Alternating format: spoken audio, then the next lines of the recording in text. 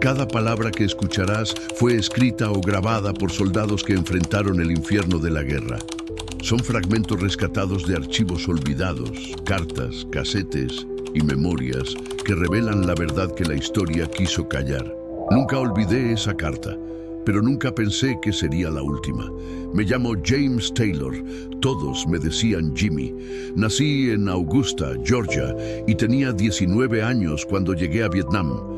Era infante de marina del 1st Battalion, 9th Marines, el batallón al que llamaban The Walking Dead. Cuando escuché ese apodo por primera vez en el campamento base, creí que era una especie de broma interna. Después entendí que era real, que no era un apodo, era una maldición. El 14 de febrero de 1968 escribí una carta a mi madre. La firmé como siempre, con amor tu hijo, Jimmy. Ella la recibió el 20. Yo había muerto el 17. He pensado muchas veces en lo que puse en esa carta, en las palabras que elegí. No fue solo una despedida, fue una confesión, como si algo dentro de mí supiera que no iba a volver. No fue la primera vez que escribí desde Vietnam, pero fue la única vez que no fingí estar bien. Llevábamos semanas sin dormir bien. Desde que empezó la ofensiva del Tet, cada día era una amenaza. Los Vietcong estaban en todas partes. Había fuego amigo, minas caseras, emboscadas en caminos que antes eran seguros. Nadie confiaba en nadie. Recuerdo que la mañana del 14, antes de escribir la carta, nuestro sargento, el sargento Welch, nos reunió a todos cerca de las trincheras. Tenía la cara hinchada y los ojos rojos de no dormir. Nos dijo que esa noche saldríamos en patrulla hacia una aldea cerca de Hue, una zona caliente, supuestamente asegurada por el 3 Batallón, pero algo en su voz me inquietó. Estaba demasiado tenso. No era una misión habitual. Era como si supiera algo que nosotros no. Y entonces nos soltó una frase que aún hoy no entiendo. No esperen apoyo si las cosas se ponen feas. Esta vez estamos solos. Nadie preguntó nada. Yo tampoco. Pero esa frase me quemó durante todo el día.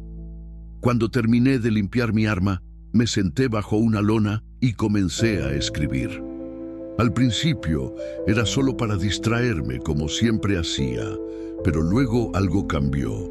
Escribí cosas que nunca había dicho en voz alta.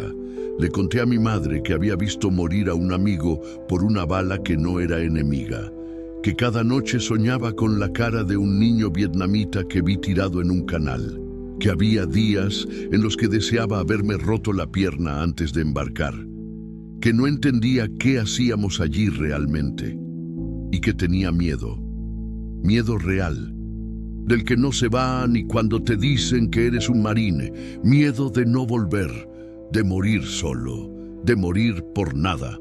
Cuando terminé, la carta tenía más manchas de sudor que tinta. No la volví a leer. Solo la cerré, la sellé con cinta y se la entregué al cabo que iba a llevar la correspondencia a la base. Me miró raro. Le dije, por si acaso. Él me sonrió como si fuera una broma. No lo era. Esa noche, cuando partimos hacia la aldea, todo estaba más silencioso de lo normal. No había disparos a lo lejos, ni helicópteros, ni radio. Era como si el mundo estuviera conteniendo la respiración. Éramos 12. Caminábamos en formación de embudo, con Welch al frente y yo en la retaguardia. Cruzamos un campo de arroz vacío, con las botas enterrándose en el barro hasta los tobillos. La luna estaba oculta tras nubes gruesas. Cada sombra parecía moverse. Cada rama seca que pisábamos sonaba como un disparo. Nadie hablaba.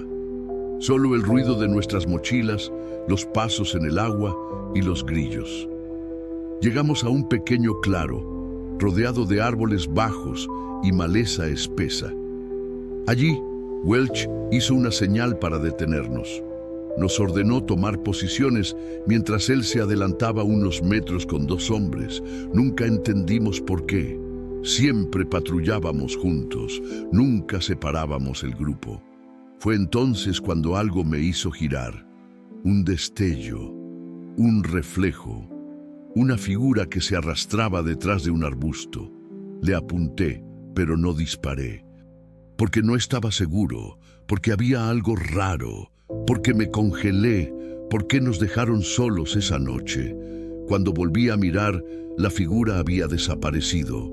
No supe si era un Vietcong, un civil o una alucinación causada por el cansancio.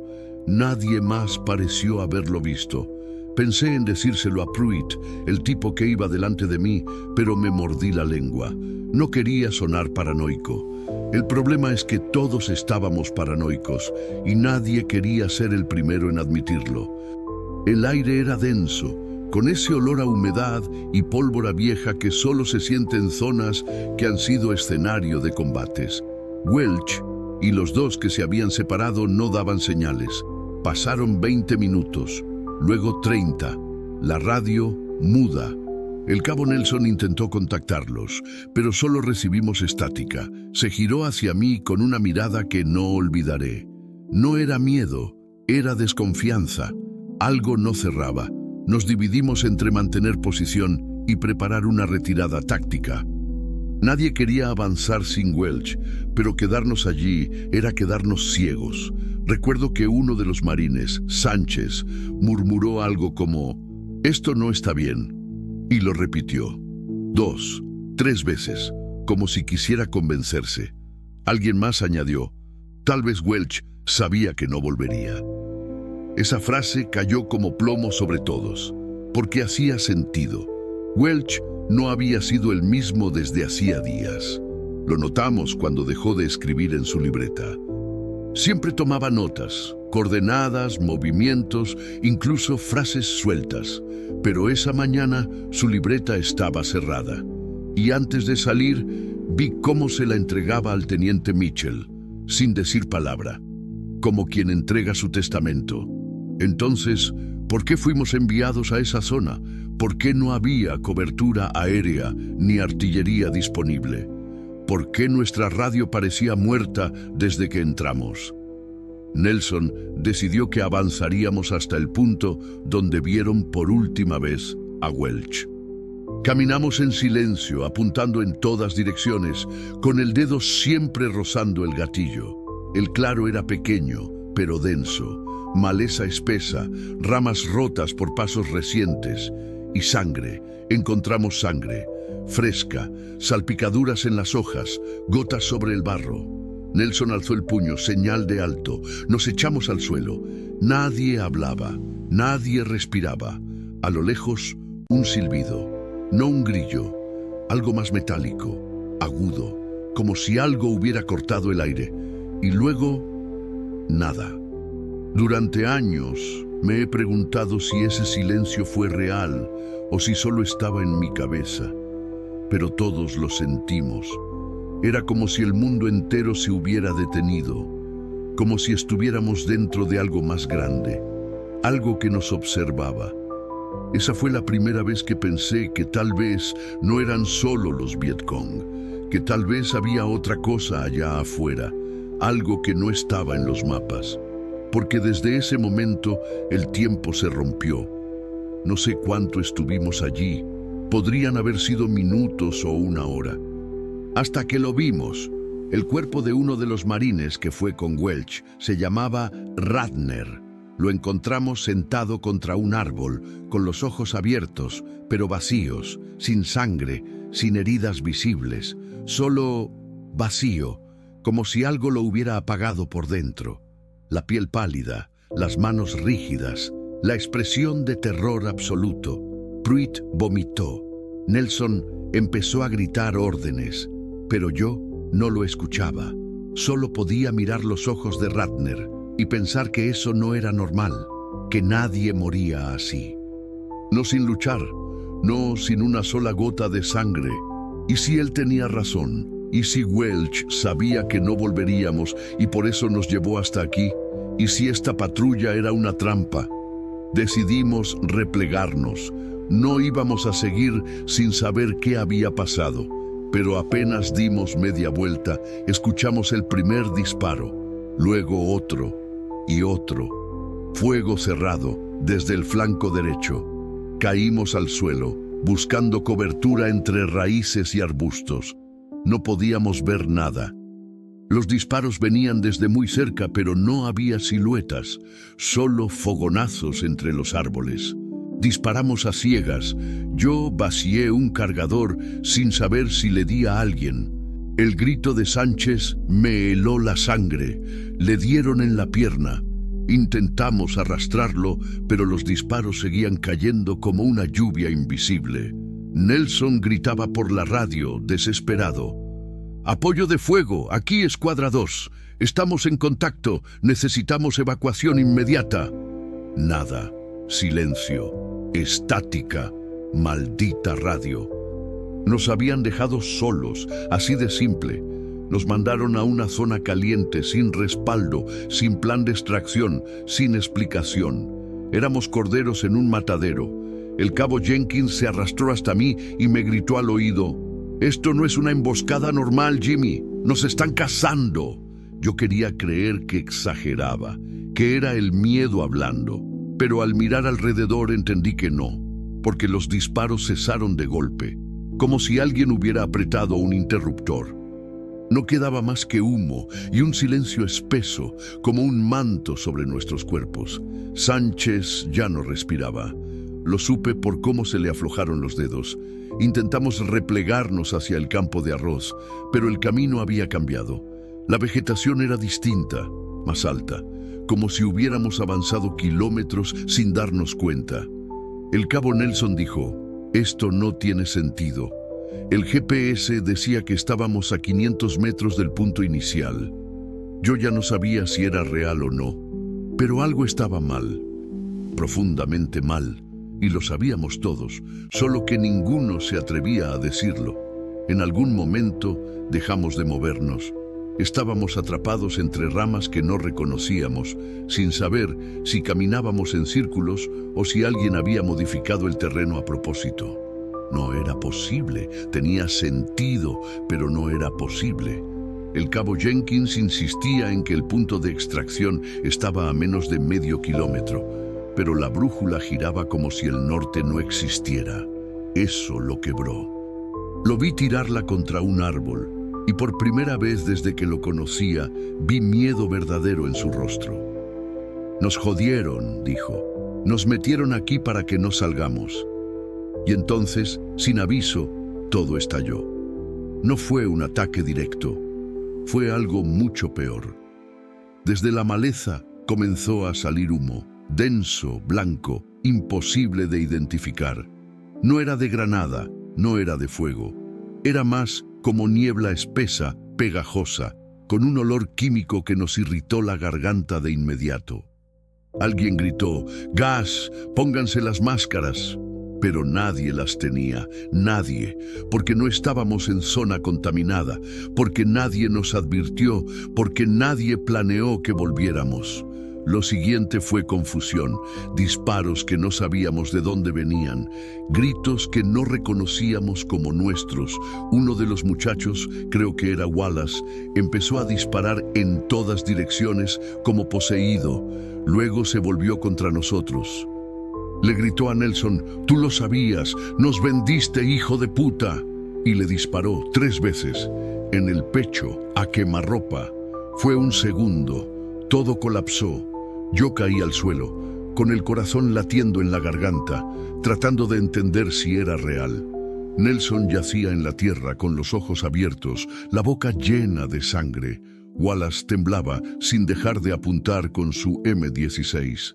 Nadie se movía, hasta que Jenkins lo derribó con un solo disparo en la cabeza. Y luego gritó algo que jamás olvidaré: «No estamos solos, hay más de ellos entre nosotros». Esa frase se me clavó como una bala en la memoria, no por lo que decía, sino por cómo la dijo. No era una advertencia, era una verdad, una que él llevaba cargando desde antes, una que tal vez Welch también conocía. Corrimos. Ya no había formación, ni táctica, ni protocolo. Solo la necesidad desesperada de escapar de aquel bosque que nos tragaba. Me arrastré entre raíces, tropecé con cuerpos, con ramas, con huesos. Sí, huesos. No sé si eran humanos o de animal, pero estaban allí, mezclados con las hojas, entre la tierra húmeda, como si aquel lugar hubiera visto muchas muertes antes de nosotros, como si estuviéramos caminando sobre un cementerio sin nombre. Alcancé una pequeña elevación y desde allí miré hacia atrás. Vi a Jenkins intentando levantar el cuerpo de Pruitt, que había sido alcanzado por una bala perdida. Gritaba su nombre, lo sacudía, como si pudiera traerlo de vuelta con la voz. Yo quise ayudar, pero algo me lo impidió. Una sensación helada en la nuca, como si me observaran, como si algo estuviera parado detrás de mí. Me giré con lentitud, apretando el arma, y lo vi. No era un Vietcong, no era un hombre, era una figura delgada, cubierta por hojas y barro, que se deslizaba en silencio.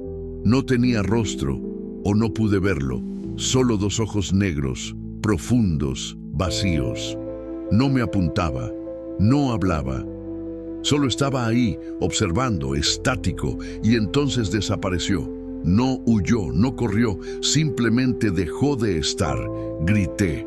No sé qué grité, tal vez mi propio nombre, tal vez el de mi madre, y comencé a correr otra vez, sin dirección, sin mapa, solo con la certeza de que si me quedaba un segundo más, perdería la cordura. Minutos después, o tal vez horas, ya no existía el tiempo, encontré una zanja natural. Me lancé dentro, cubierto de lodo y sangre seca. Y ahí, en ese hueco, vi algo que congeló mi alma. La mochila de Welch estaba abierta. Dentro, su libreta. Con manos temblorosas la saqué. Tenía varias páginas arrancadas, pero una seguía allí, escrita con tinta corrida y desesperada. No es el enemigo, es la misión, nos están usando, experimentan con nosotros. Este lugar no está en los mapas. Nos ofrecieron como cebo. Sentí náuseas. El sudor me caía a chorros. No sabía si lloraba o si solo estaba ardiendo por dentro. Welch lo sabía. Lo sabían desde arriba. Nos mandaron a ese punto sabiendo que no había vuelta. ¿Pero para qué? ¿Quién más sabía? Escuché pasos. Me escondí entre los arbustos. Pensé que era Jenkins, pero no era él. Era otro de los nuestros. Uno que había desaparecido al inicio de la patrulla. Grady caminaba como un autómata, con la cara manchada y los ojos vacíos. Me miró, no dijo nada, y siguió caminando hacia el bosque. Yo ya no podía más. Me arrodillé, recé, maldije, me rasgué el uniforme buscando aire. Y entonces recordé la carta, mi última carta, aquella que había escrito antes de salir. Pensé en mi madre, en si ya la habría leído, si habría sentido que en mis palabras había algo más que despedida, algo que advertía, que suplicaba, porque ya no tenía dudas. No estábamos luchando una guerra, éramos parte de algo más, algo que nadie quería nombrar, y entonces el bosque volvió a callar. A veces pienso que esa carta no fue solo para mi madre.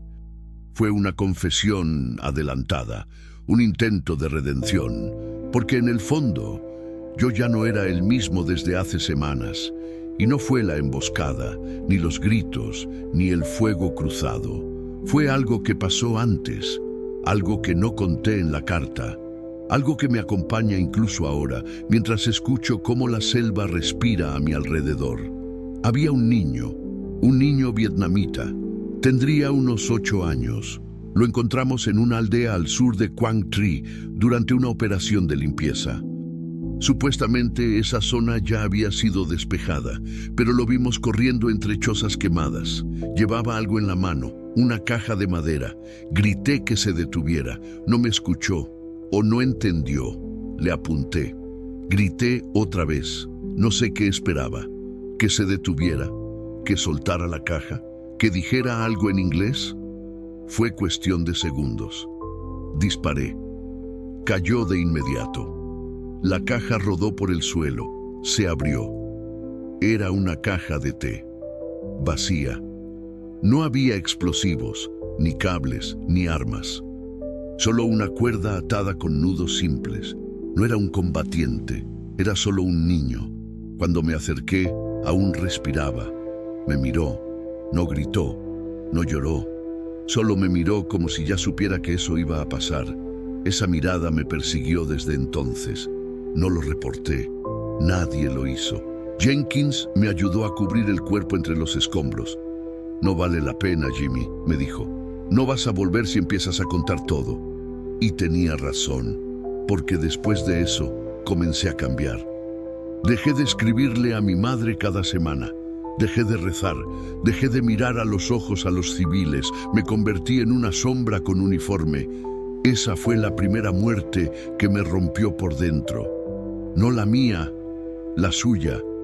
Por eso, cuando empezó la emboscada, cuando Wallace mató a Nelson, cuando Jenkins gritó que nos estaban usando, yo no me sorprendí. Ya lo sabía. Ya había entendido que algo estaba roto mucho antes de llegar a ese bosque maldito. Nosotros no éramos los héroes. Éramos parte de un engranaje sucio, donde la moral había sido enterrada junto a nuestros primeros muertos. El día que maté al niño, no me castigaron. No hubo informe, no hubo sanción, porque el sistema no quería castigos, quería soldados obedientes, armas humanas. Y sin embargo, esa noche, tirado en ese claro, rodeado de cuerpos y humo, mi cabeza no dejaba de repetir su mirada. Ese niño que no gritó, ese niño que me perdonó con los ojos, sin decir nada. Porque sabía que yo también era un muerto caminando, otro más de los que ya no volvían, aunque siguieran respirando. Pensé en dejarme caer ahí, terminarlo. Un disparo y listo. Evitar el final lento, pero algo me hizo levantarme. Tal vez fue la libreta de Welch, o la figura sin rostro, o la certeza de que si no salía de ahí, nadie sabría la verdad. Nadie sabría que nos entregaron, que nos ofrecieron como carne de prueba. No sé para quién, no sé con qué propósito. Pero había una lógica perversa detrás de todo esto, y yo no quería morir con ese secreto atrapado en mi garganta. Caminé durante horas, vi rastros, cadáveres, restos de equipo. Vi cosas que no puedo explicar. Un casco colgado de un árbol, una bandera estadounidense hecha jirones, enterrada en barro hasta la mitad. Y lo peor, vi a Grady otra vez, parado, sin moverse. Esta vez me habló. «Jimmy», dijo, con voz hueca, como si hablara desde un pozo. «No luches. Ya no hay camino de regreso». Intenté responder, pero no pude. Quise correr, pero mis piernas no respondían. Era como si el bosque me abrazara, me hundiera. Caí al suelo, sin fuerza, y ahí, entre la maleza, lo sentí de nuevo. Esa presencia, eso que no tenía forma, pero que pesaba sobre mí como un bloque de concreto. Cerré los ojos. Esperé el final, pero no llegó. Desperté al amanecer, solo, rodeado de silencio. No había disparos, ni figuras, ni niebla, solo un amanecer extraño, con luz roja filtrándose entre los árboles. Me levanté con dificultad. Mi uniforme estaba empapado, el rifle embarrado. Caminé sin saber hacia dónde, hasta que encontré un río. Al otro lado vi una patrulla, marines, reales, del batallón Charlie. Me vieron, grité, me apuntaron. No sabían si era enemigo o no, hasta que uno de ellos me reconoció, el cabo Mathers. Él había estado conmigo en la base antes de la misión. Corrió hacia mí, cruzando el agua, y me abrazó como si volviera de la tumba. «No puede ser», dijeron que todos estaban muertos. Me llevaron a la base, me interrogaron, me revisaron, me pusieron morfina. No entendían cómo había sobrevivido. Según los registros, nuestra patrulla había sido reportada como desaparecida en acción, sin rescate, sin señales. El último mensaje de radio fue hace más de 36 horas. Nadie fue enviado a buscarnos. Nadie. Cuando pregunté por Jenkins, por Pruitt, por Welch, nadie me respondió. Los médicos dijeron que tenía fiebre alta, que aluciné, que la fatiga me hizo ver cosas, pero yo sé lo que vi. Sé lo que sentí y sé lo que hice. Maté a un niño, disparé por miedo y me convertí en algo que no reconozco. Eso nunca estuvo en la carta. No podía escribirlo, no podía dejarle eso a mi madre. Pero ahora que lo cuento aquí, ahora que escuchas mi voz, tú que estás del otro lado, entiendes por qué nunca regresé del todo, por qué algo se quedó en esa selva, porque el infierno no es un lugar, es una memoria que no puedes borrar. La noche siguiente en la base no dormí, no podía. El aire acondicionado zumbaba, los tubos fluorescentes parpadeaban y cada sombra me recordaba a ese bosque. Me quedé sentado en la camilla, con los pies descalzos y la libreta de Welch entre las manos. Nadie la había encontrado. La tenía todavía en el bolsillo de mi chaqueta cuando crucé el río. Era real. La leí una y otra vez, buscando sentido entre las frases tachadas, las anotaciones sueltas, los dibujos de rutas que nunca estaban en los mapas oficiales. Había una palabra repetida varias veces en los márgenes: ecosistema artificial. No entendía qué significaba. ¿Era algún tipo de experimento? ¿Nos habían mandado a una zona diseñada para quebrarnos? ¿Con qué propósito? No quería hablar con los oficiales. Sabía que no les interesaba la verdad. Ya habían sellado el informe. Unidad emboscada. Pérdidas totales. Un único sobreviviente recuperado por fuerzas aliadas, como si todos los demás no hubieran existido, como si sus nombres, sus voces, sus miedos no fueran más que estadísticas. Horas después, me llamaron para un debriefing, una sala blanca, 2 hombres de traje, no militares, y una grabadora en la mesa. Me ofrecieron agua, cigarrillos, comida. No acepté nada. Me preguntaron sobre el enemigo. Les dije que no vi al enemigo. Me preguntaron sobre el fuego cruzado. Les dije que los disparos venían de dentro del bosque. Me preguntaron por Welch. Les entregué la libreta.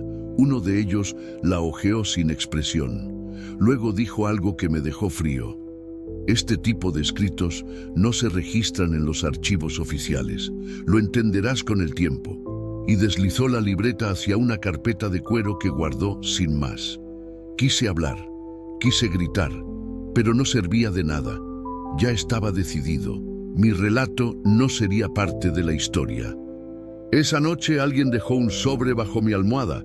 Dentro había una hoja mecanografiada, sin firma, sin membrete, solo una frase: no era el enemigo, era tu amigo. Esa frase me rompió, porque entendí que Grady, Wallace, incluso Jenkins, habían cambiado antes que yo, que algo en esa selva nos había alcanzado desde adentro, que el verdadero enemigo no estaba en el otro lado de la línea de combate, estaba dentro de nosotros, o al menos dentro de mí. Recordé el momento exacto en que disparé contra la figura sin rostro. No estaba seguro, pero apreté el gatillo. Descargué el arma entera y por un instante vi cómo caía. Luego en el suelo descubrí el casco, uno de los nuestros. Las placas, Sánchez, R. No puede ser, me dije, pero era. Le disparé a Sánchez, no lo mataron ellos, lo maté yo, en la confusión, en el miedo, porque ya no podía distinguir amigo de enemigo, porque ya no sabía si los gritos venían de fuera o de mi propia cabeza. Me pasé horas sentado en la ducha del barracón, con el agua cayendo como si pudiera limpiarme lo que había hecho. Pero el barro no se va, la sangre tampoco. Días después me dieron una condecoración, Coraje en Combate. Me llamaron Superviviente Ejemplar. Me subieron a un helicóptero, me llevaron al aeropuerto, me entregaron una bandera doblada y me dijeron que debía estar orgulloso. ¿Orgulloso de qué? De volver solo, de dejar a Jenkins gritando entre los árboles, de matar a Sánchez en un brote de pánico, de mentirle a mi madre con palabras bonitas mientras me desmoronaba por dentro. No dije nada. Acepté la bandera.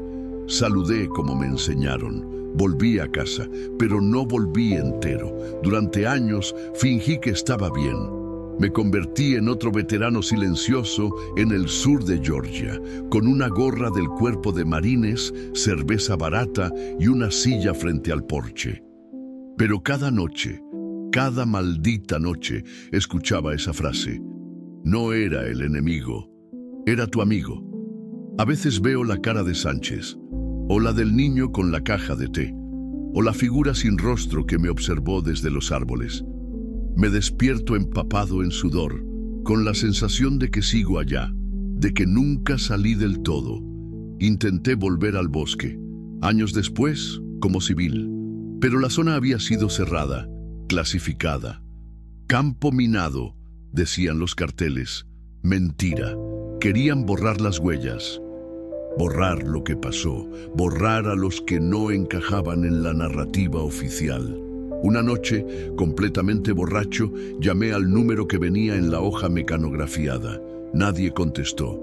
Intenté varias veces, hasta que una voz me dijo, sin presentarse, «Jimmy, no vuelvas a buscar, ya viviste bastante». Y colgó. Desde entonces dejé de buscar respuestas, pero sigo escribiendo. En servilletas, en hojas sueltas, en la parte de atrás de recibos.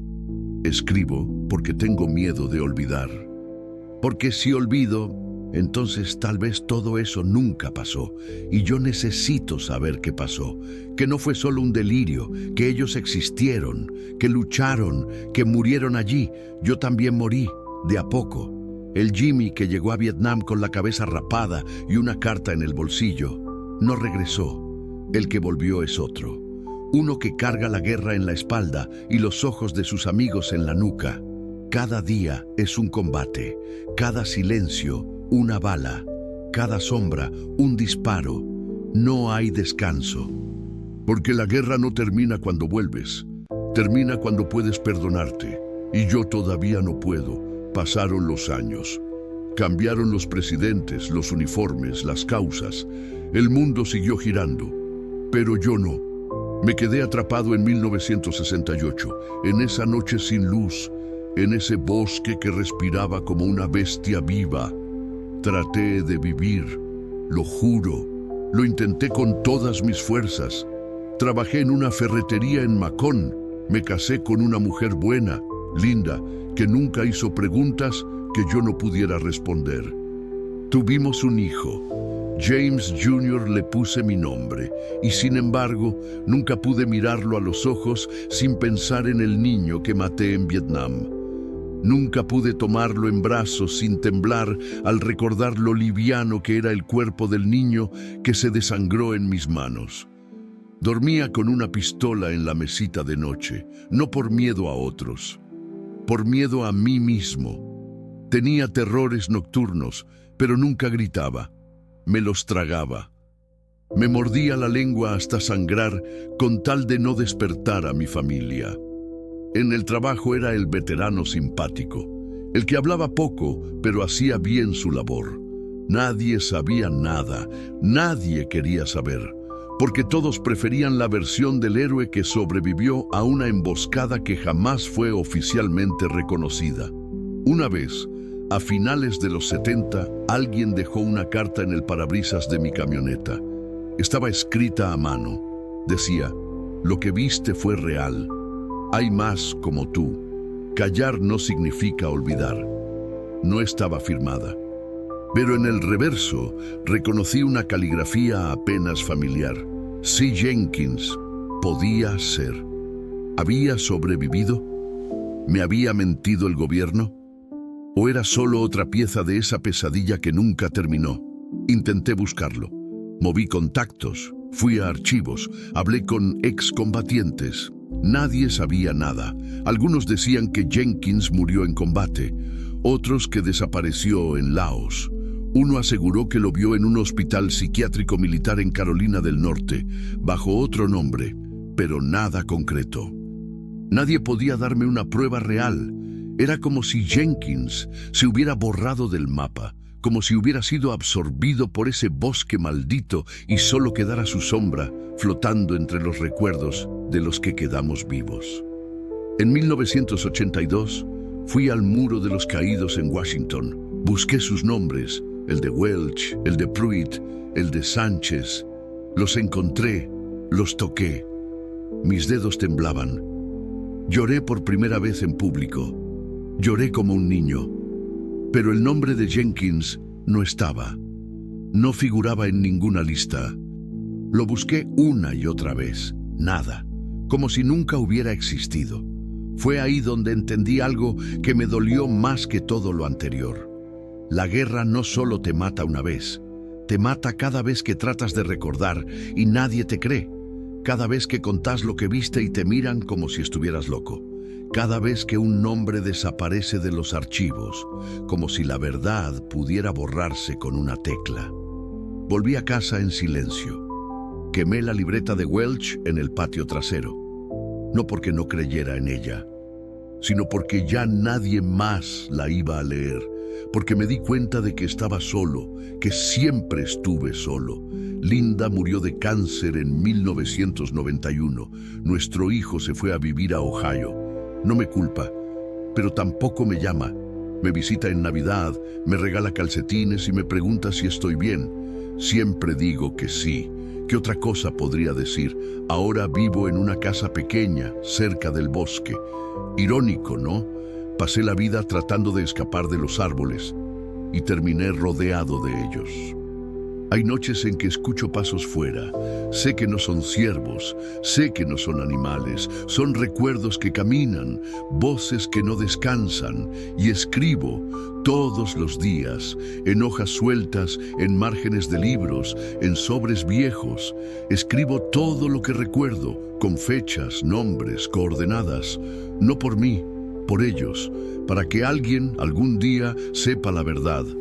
Porque eso es lo único que queda cuando el cuerpo falla, las palabras. Hace poco recibí una carta, un sobre sin remitente. Dentro, una sola línea. No sobreviví a la guerra, morí en casa cada noche. La leí una vez, luego dos.